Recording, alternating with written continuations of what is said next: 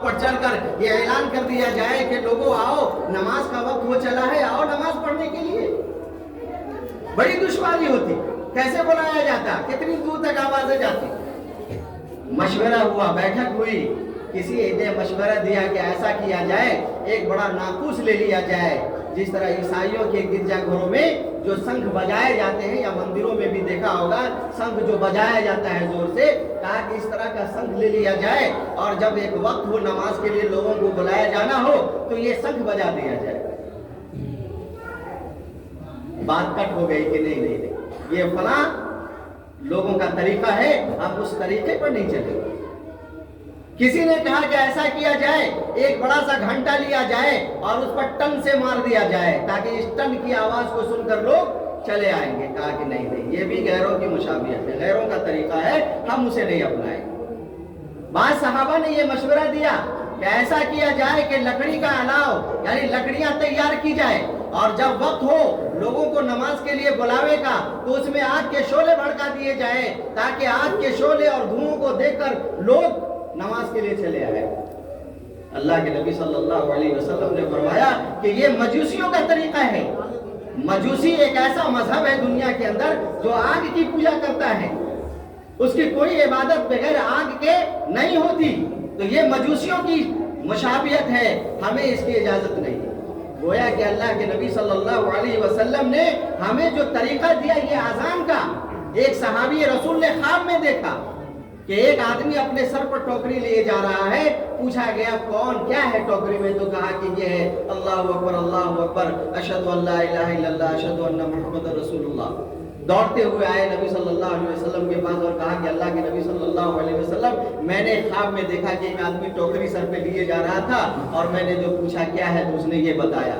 اللہ کے نبی صلی اللہ علیہ وسلم نے مہر ثبت کر دی اور کہا کہ بلال آؤ اور یہ طریقہ اذان سیکھ لو، اور اے فلانے تم حضرت بلال کو بتاتے جاؤ اللہ اکبر، اور یہ بلال اس آواز کو دہراتا، اس تکبیر کو دہراتا چلا جائے گا، اور وہیں سے یہ پرمپرا، یہ شروعات اذان کی ہو چلی کہ اللہ اکبر اشہد ان لا الہ الا اللہ۔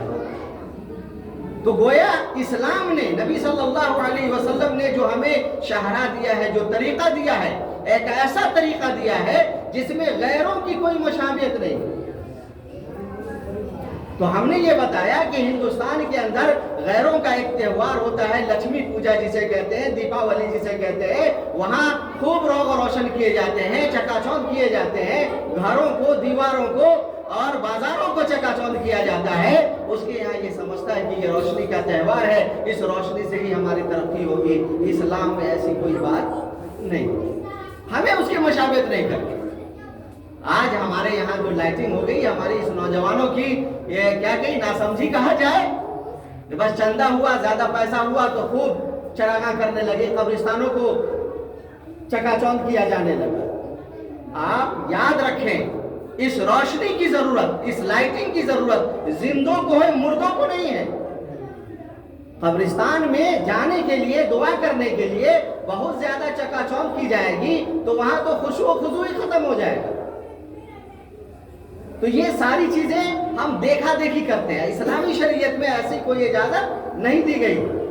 ہمارے یہاں چونکہ ایک رواج چلا جا رہا ہے، شروع سے چلا آ رہا ہے کہ اس مہینے میں خوب حلوہ پکایا جاتا ہے یا شب برات کے تعلق سے پکوڑیاں بنائی جاتی ہے، یہ صرف رسمن ایک رسم ہے جو ادا کی جاتی ہے۔ اب ایک بات سمجھ میں آتی ہے، لوگ یہ کہتے ہیں کہ حضرت ایک صحابی رسول کا نام اویس قرنی کے بارے میں لوگ یہ کہتے ہیں کہ نبی صلی اللہ علیہ وسلم کا دانت شہید ہو گیا غزوہ احد میں، تو حضرت کیا کہتے ہیں اویس قرنی رحمۃ اللہ علیہ نے نبی صلی اللہ علیہ وسلم کی محبت میں اپنے پورے دانت توڑے۔ یہ روایتیں صحیح نہیں ہیں، یہ روایت ہی صحیح نہیں ہے۔ اگر روایت کو صحیح بھی مان لیا جائے تو پتہ یہ چلا کہ غزوہ احد شوال کے مہینے میں ہوا، شوال کے مہینے میں رسول اللہ صلی اللہ علیہ وسلم کا دانت ٹوٹا، یعنی شعبان چل رہا ہے، اس کے بعد رمضان آئے گا، رمضان کے بعد شوال آئے گا، شوال میں یہ جنگ غزوہ احد ہوا۔ غزوہ احد میں رسول اللہ صلی اللہ علیہ وسلم کے دانت ٹوٹے۔ اب اویس قرنی رحمۃ اللہ علیہ نے جو دانت توڑے ہوں گے تو شوال کے بعد توڑے ہوں گے، حلوہ بھی کھایا ہوگا تو شوال کے بعد کھایا ہوگا، اور ہم شعبان میں کھا رہے ہیں۔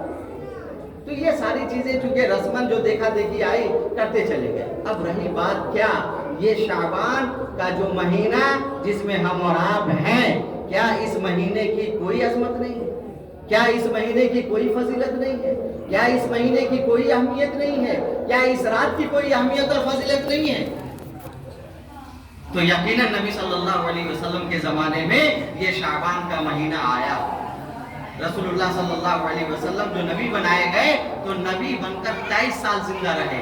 23 سال میں 10 سال 13 سال کو چھاڑ دیجئے کہ 23 سال میں اسلام کی جو شریعت کے بہت سارے احکام، نماز، روزے، حج اور زکوٰۃ اور دیگر امور خیر نہیں عائد کیے گئے تھے. مدینہ میں 10 سال رہے. 10 سال میں آپ صلی اللہ علیہ وسلم پر نماز آئی، روزہ آیا، حج آئے، زکوٰۃ فرض ہوئی اور دیگر اعمال خیر آئے. تو انہیں میں یہ شعبان کا بھی مہینہ تھا. نبی صلی اللہ علیہ وسلم کی زندگی میں یقیناً 10 سال یہ شعبان کا مہینہ آیا. تو پھر رسول اللہ صلی اللہ علیہ وسلم نے اس 10 سال شعبان کے مہینے میں آپ نے کیا کیا؟ اب تلاشنے کی ضرورت. چونکہ میں نے پہلے یہ کہا قرآن مجید کی ایک آیت سورہ آل عمران سے پڑھی جس کا سادہ سا ترجمہ یہ ہے کہ اللہ رب العالمین یہ فرماتا ہے قُلْ إِن كُنتُمْ تُحِبُّونَ اللَّهَ فَاتَّبِعُونِي يُحْبِبْكُمُ اللَّهُ. کہ اے نبی صلی اللہ علیہ وسلم آپ لوگوں سے کہہ دیجئے کہ اگر تم اللہ کی محبت پانا چاہتے ہو یا تم اللہ سے محبت رکھتے ہو فَاتَّبِعُونِي تو میری پیروی کرو. یعنی رسول اللہ صلی اللہ علیہ وسلم جو کہے، جس کے کرنے کا حکم دے وہ کرو گے، پیروی کرو گے، یحببکم اللہ تو اللہ تعالیٰ تم سے محبت کرے گا. اور صحابہ کرام نے رسول اللہ صلی اللہ علیہ وسلم کے اللہ کے اس فرمودات کے ذریعے سے ایسا حرز جاں بنایا، دل میں ایسی جگہ دی کہ نبی صلی اللہ علیہ وسلم کا فرمان جب آ جاتا تھا تو دنیا کی ساری چیزوں کو چھوڑ کر نبی صلی اللہ علیہ وسلم کے فرمان پر عمل کرنا شروع کرتے تھے.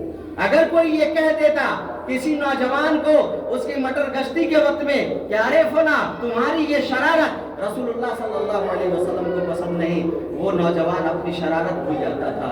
ایک عورت اگر بے پردہ نکل رہی ہوتی تھی اسے بتایا جاتا تھا کہ رسول اللہ صلی اللہ علیہ وسلم نے بے پردہ بال اور چہرہ کھولے ہوئے کسی عورت کو چلنا اللہ کے رسول اللہ صلی اللہ علیہ وسلم کو گوارا نہیں تھا.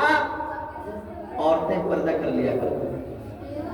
بوڑھا آدمی کوئی اگر مٹر گشتی کرتا تھا، لفاظی کرتا تھا، اس بوڑھے کو بھی حدیث سنائی جاتی تھی کہ رسول اللہ صلی اللہ علیہ وسلم کا یہ فرمان ہے کہ اس عمر میں تمہارا یہ کرتوت رسول اللہ صلی اللہ علیہ وسلم کو پسند نہیں. وہ بوڑھا بھی اس سے باہر. گویا صحابہ کرام نے رسول اللہ صلی اللہ علیہ وسلم کی ہر عادت کو اپنایا ہے اور عمل کر کے دکھایا ہے، برت کر دکھایا ہے اور دنیا کو بتایا اور ایسا بتایا کہ اللہ رب العالمین نے قرآن مجید کے اندر اس صحابہ کے بارے میں یہ بتایا کہ فَإِنْ آمَنُوا بِمِثْلِ مَا آمَنْتُمْ فَقَدْ اهْتَدَوْا کہ اگر تم ان صحابہ کی طرح ایمان لاؤ گے تو تم ہدایت یافتہ ہو. ان کی زندگی کو ہمارے لیے بطور نمونہ بنا دیا کہ رسول اللہ صلی اللہ علیہ وسلم کی زندگی کو دیکھیے اور ان کے مطابق اپنی زندگی گزاریں. آج ہمارا معاملہ ہے الٹا ہو گیا، الٹی ہو گئی سب تدبیریں، کچھ بھی دوا نے کام نہ کیا. یہ ہمارا معاملہ ہے. رسول اللہ صلی اللہ علیہ وسلم کے زمانے میں یہ شعبان آیا. اب دیکھیے شعبان آیا. حضرت عائشہ رضی اللہ تعالی عنہ کہتی ہے، غور کیجیے، حضرت عائشہ کہتی ہے کہ سال کے 11 مہینوں میں کسی مہینے میں ہم لوگ روزہ نہیں رکھ پاتے تھے. کون روزہ؟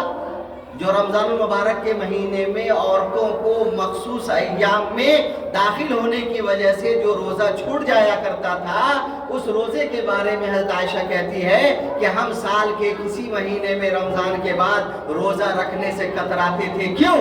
اس لیے کہ نہ جانے کب رسول اللہ صلی اللہ علیہ وسلم کو ہماری حاجت آ جائے، ہماری ضرورت ہو جائے.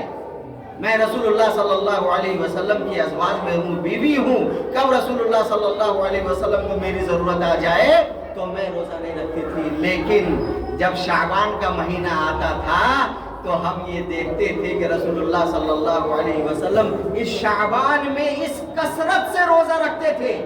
ایک روزہ نہیں 15ویں شعبان کا، اس کثرت سے روزہ رکھا کرتے تھے کہ ہم لوگ یہ سمجھتے تھے کہ رسول اللہ صلی اللہ علیہ وسلم پورے مہینے کا روزہ رکھتے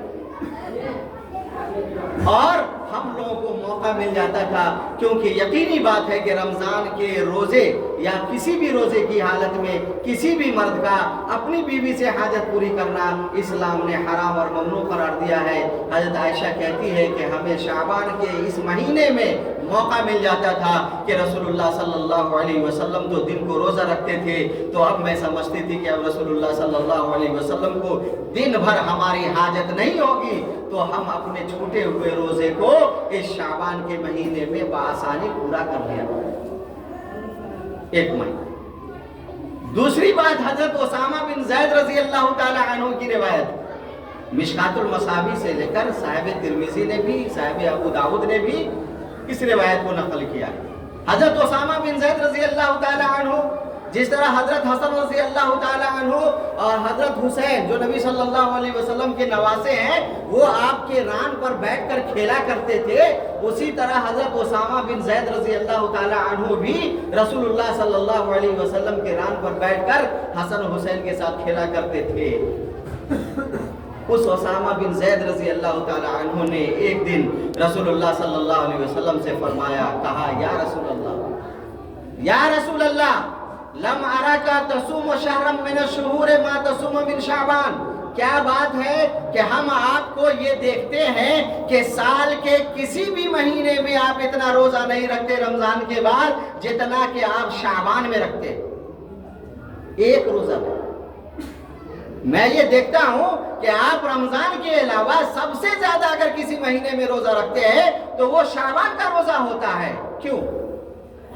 اللہ کے نبی صلی اللہ علیہ وسلم نے فرمایا کہ اے اسامہ، ذاک شہر، یہ وہ مہینہ ہے یغفل الناس،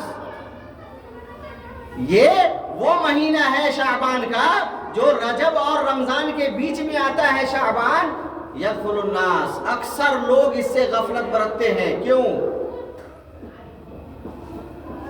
اس لیے کہ اس مہینے میں جو میں روزہ رکھتا ہوں تو کارن یہ ہے کہ ترفع الاعمال فیہ الی رب العالمین، کہ اس مہینے میں بندوں کے اعمال اللہ کے یہاں پیش کیے جاتے ہیں۔ یاد رکھیے اس بات کو یاد رکھیے کہ اس مہینے کے بارے میں جناب اکرم محمد عربی صلی اللہ علیہ وسلم نے فرمایا کہ ترفع الاعمال الی رب العالمین، کہ اس مہینے میں بندوں کے اعمال اللہ کے یہاں پیش کیے جاتے ہیں۔ فَأُحِبُّ، پس میں پسند کرتا ہوں کہ ان یرفع عملی وانا صائم، اور اس مہینے میں میرا عمل جو اللہ کے یہاں پیش کیا جائے تو اس حال میں ہو کہ میں روزے سے ہوں۔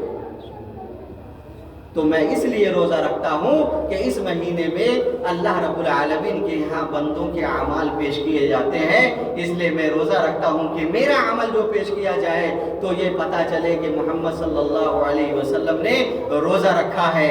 تو ہمیں اور آپ کو کیا چاہیے تھا کہ رسول اللہ صلی اللہ علیہ وسلم کی محبت میں، آپ صلی اللہ علیہ وسلم کی پیروی میں اگر ہمیں روزہ رکھنا تھا تو اس مہینے میں بہت سارے روزہ رکھتے ہیں، چونکہ 15 تک، 1 تاریخ سے لے کر 15 تاریخ تک امت کو یہ حکم ہے کہ وہ روزہ رکھے، اور 15 کے بعد رسول اللہ صلی اللہ علیہ وسلم نے منع فرمایا ہے امت کو کہ ایسا نہ ہو کہ اس مہینے میں روزہ رکھ کر تم اپنے آپ کو اتنا کمزور کر لو کہ آنے والا جو مہینہ رمضان کا جس میں روزہ فرض ہے، فرض روزہ کو کسی بھی حال میں نہیں چھوڑنا چاہیے سوائے بیمار اور مریض کی، سوائے بیماری کی حالت میں یا کوئی عذر معقول ہو تو۔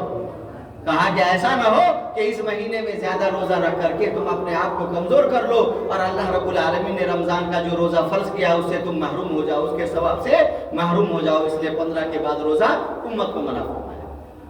تو بہرکیف یہ بتانا مقصود ہے کہ شعبان کا مہینہ رسول اللہ صلی اللہ علیہ وسلم کے زمانے میں آیا، آپ صلی اللہ علیہ وسلم نے پیغام دیا روزہ رکھ کر کہ اس مہینے میں بندوں کے اعمال پیش کیے جاتے ہیں۔ ایک بات نوٹ رکھیے اس پر، لیکن کیا بندوں کے اعمال کیا صرف شعبان میں ہی پیش کیے جاتے ہیں؟ ایک اور حدیث ہے صحیح مسلم کی کہ رسول اللہ صلی اللہ علیہ وسلم کے بارے میں صحابہ کرام نے کہا کہ رسول اللہ صلی اللہ علیہ وسلم सोम यौमुल इस्नैन व यौमुल खमीस, सोमवार और जुमेरात को तलाशा करते थे, पूछते थे आज कौन दिन है, आज कौन दिन है, कल कौन सा दिन होगा, और मालूम होता कल सोमवार है तो आप रोजा रखते थे, मालूम होता कल जुमेरात है आप रोजा रखा करते थे। सहाबी रसूल ने पूछा कि या रसूलल्लाह सल्लल्लाहु अलैहि वसल्लम, आप सोमवार और जुमेरात को बहुत तलाशते हैं, क्यों?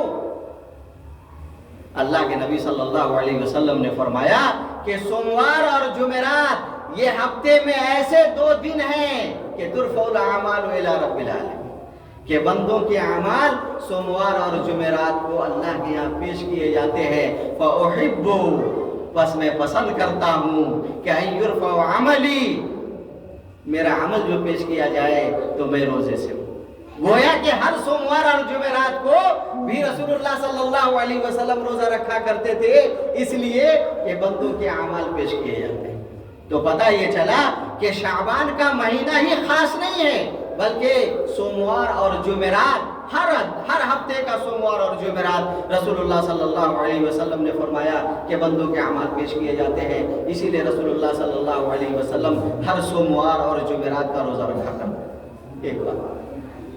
एक और बात इस रात के ताल्लुक से ये बताई जाती है कि इस रात में अल्लाह रब्बुल आलमीन सेमाए दुनिया पर आता है। सेमाए दुनिया का मतलब पहले आसमान पर आता है और बंदों के अमाल कसीर तादाद में बख्शता है।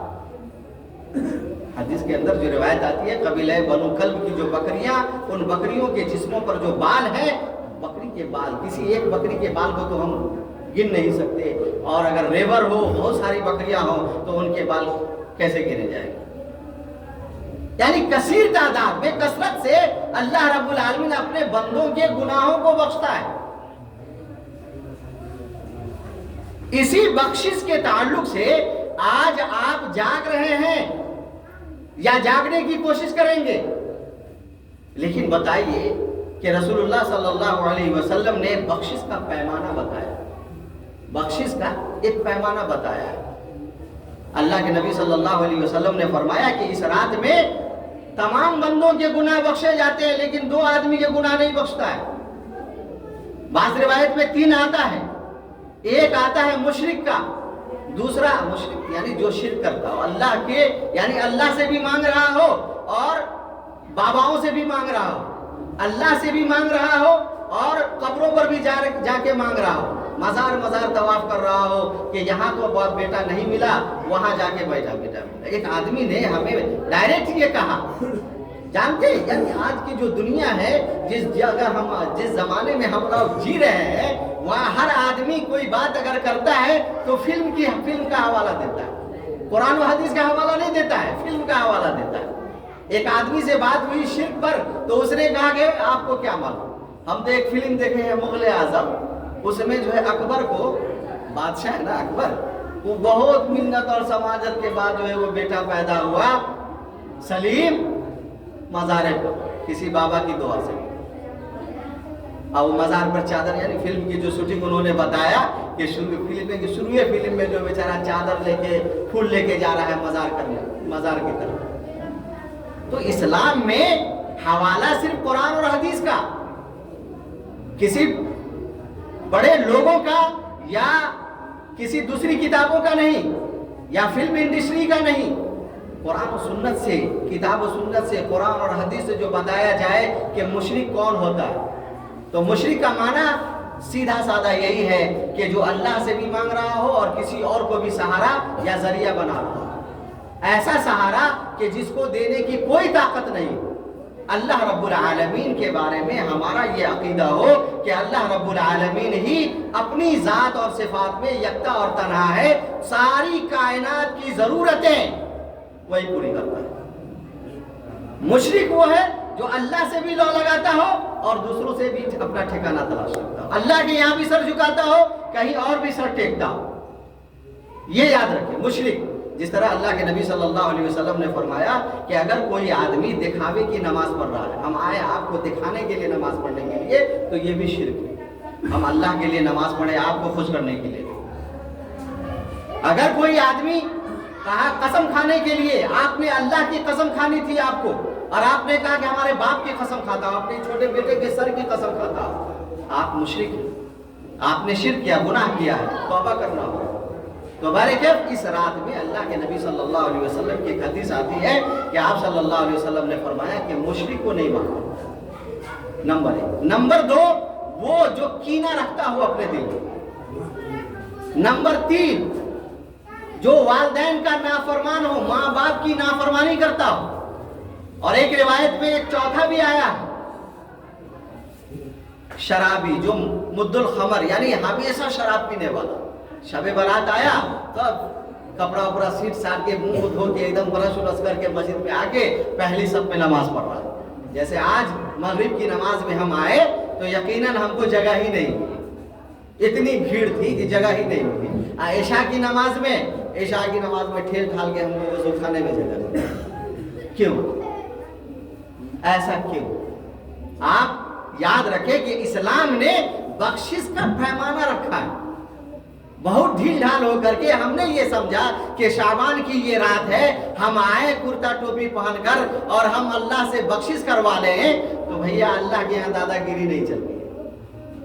اللہ کے یہاں دادا گیری نہیں چلتی ہے، اللہ کے یہاں خلوص چلتا ہے، خلوص۔ اگر آپ نے آج ٹھیک ہے، آپ برسوں میں آپ یوں ہی بے راہ روی کے شکار رہے، آج کی رات آپ مسجد میں داخل ہوئے اور آپ نے تحیہ کر لیا کہ اے اللہ آج یہ موقع ملا ہے، کسی طرح ندامت کے آنسو بہا کر، اپنے دل میں یہ احساس جگا کر کہ چلیے آج سے ہی صحیح میں انشاءاللہ اب آج سے میں اللہ تیرے دربار میں جھکا ہوں، تو اب اپنے سر کو تیرے دربار میں جھکاتا ہی رہوں گا، خواہ وہ شعبان ہو، رمضان ہو، شوال ہو، ذوالقعدہ ہو، ذوالحجہ ہو، محرم ہو، ہمیشہ اللہ رب العالمین میں تیرے لیے تیرے دربار میں سر جھکاتا۔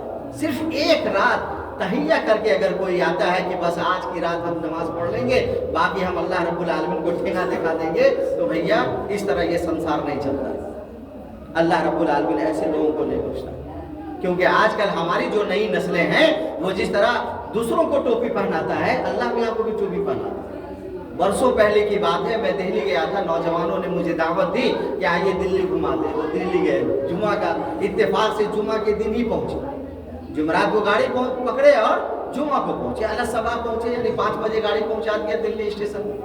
اب اشارہ ایک لڑکا نوجوان آیا، لے جائے، کہا کہ مولانا آپ سو جائیے، اب آرام سے 10-11 بجے جاگیے، یا تو نہا دھو کے چلیں گے نماز پڑھنے کے۔ اتفاق سے 9:30 بجے آنکھ کھلی تو دیکھا کہ جتنا نوجوان سب تھا سب ماشاءاللہ ٹوپی پہنے ہوئے سب۔ ہم جو اٹھے تو دیکھے، ہم کو تو یہ لگا کہ بھیا کارخانہ میں نہیں، ہم تو کسی مسجد میں آ گئے، کسی مسجد میں آ گئے۔ اب دیکھا کہ بھائی کوئی ایسا نوجوان نہیں تھا کہ جس کے سر پر ٹوپی نہیں ہے۔ خیر ہم بھی اٹھے، غسل کر کے، نہا دھو کر کے چلے گئے نماز پڑھنے۔ نماز پڑھ کے جو آئے تو دیکھ رہا کہ سب سویا ہوا ہے۔ جمعہ کی نماز کے پڑھ کے جو آئے 1:30 بجے تو دیکھا کہ سب سویا ہوا۔ اب جب جیسے جیسے جاگا، 2 بجا، اب سب جاگا، سب اٹھ کے بیٹھے۔ ہم پوچھے کہ ارے ہم 9:30 بجے دیکھے کہ تم لوگ تو تیار تھے ٹوپی پہن کے، آئے ہیں نماز پڑھ کے، تو تم سب سوئے ہوئے، نماز پڑھنے نہیں گئے ہو؟ تو نہیں، کہاں گئے نماز پڑھنے کے لیے؟ آنکھ لگ گئی۔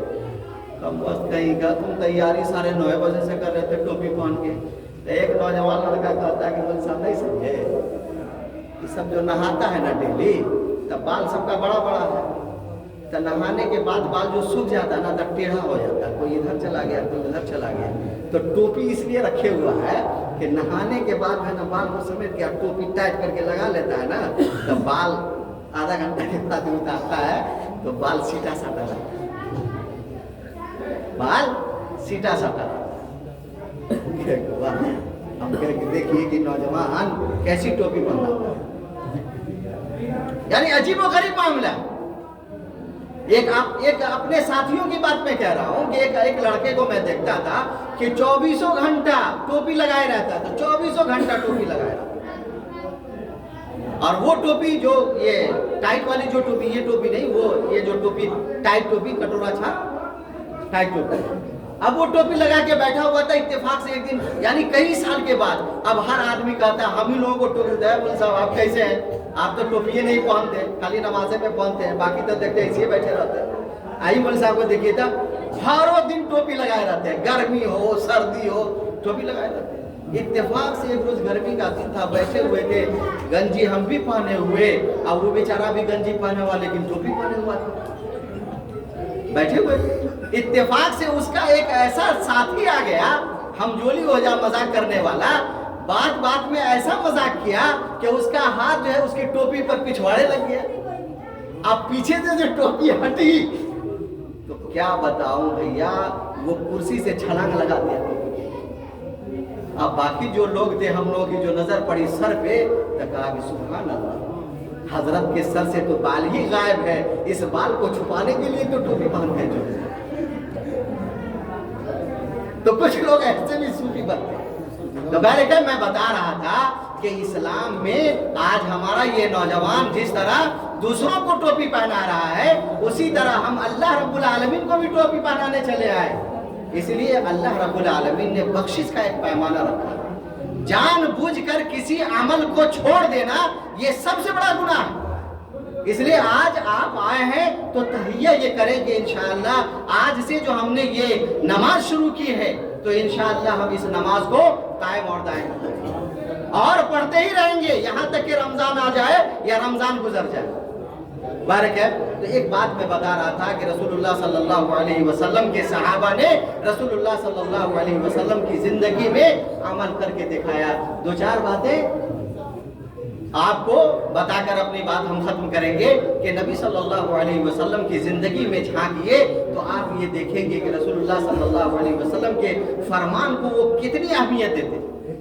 اب دیکھیے کہ رسول اللہ صلی اللہ علیہ وسلم کا ایک آزاد کردہ غلام ہے، رسول اللہ صلی اللہ علیہ وسلم کا آزاد کردہ غلام، یعنی اس زمانے میں جو غلام ہوتے تھے تو اس غلام کو رکھا جاتا تھا تو